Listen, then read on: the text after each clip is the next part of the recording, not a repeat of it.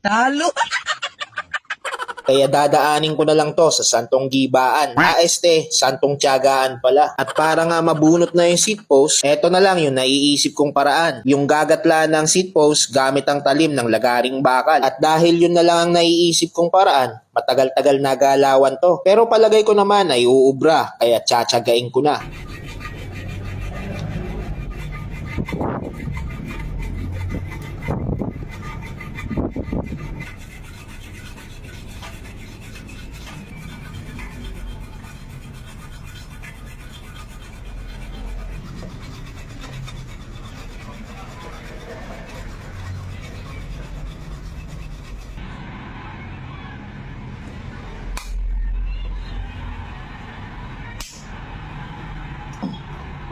At pagkalipas nga ng ilang oras na paglalagar, akala ko makakatodas na. Akala ko makakabunot na.